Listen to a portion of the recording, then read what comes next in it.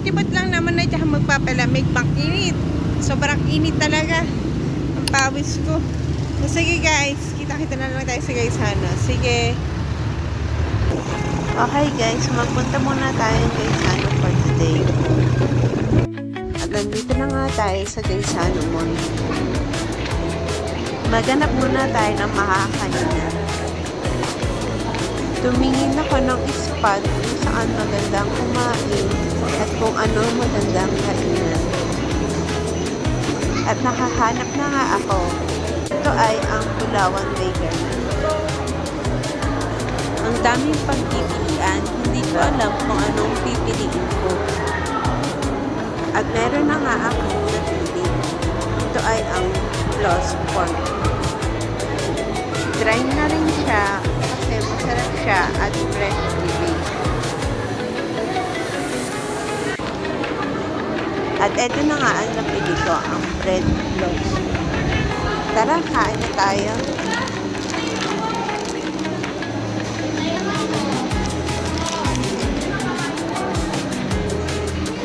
Masarap siya at parang may mayonnaise ang loob. Tama lang ang lasa. Hindi maalat at hindi rin matamis. So guys, try nyo na rin siya. Marami kayong mga choices sa pagpipilian. Hindi kayo magsisisi dahil masarap siya.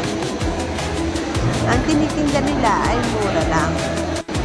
At pwede ito sa mga estudyante. Kaya try nyo na rin siya.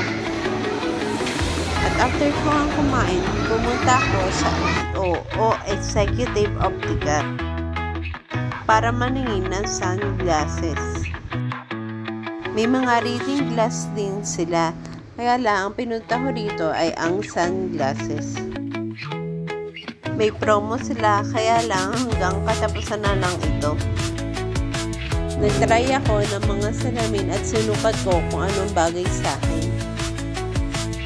Marami mga ganda, kaya mahirap pumili. Nahihirapan talaga ang pumili dahil marami talaga mga ganda. Meron silang 480 na naka-promo. Kapag binili mo, magiging 280 na lang. Kaya lang, ito ay hanggang katapusan na lang. Meron din silang 880 at 1,880. Sabi kasi ako, kaya tinitingnan ko kung malaki ba ang mukha ko kapag suot ko yung salamin. Nahihirapan talaga ang pumili dahil napakarami talaga mga ganda. So guys, comment down below naman kung ano nagustuhan nyo sa sinukat ko. Marami pang pagpipilian pero hindi ko na na-try na isukat dahil marami din bumibili. Tinanong ko rin sila kung magkakaroon sila ng bagong style. Pero sabi nila, depende daw ito sa delivery.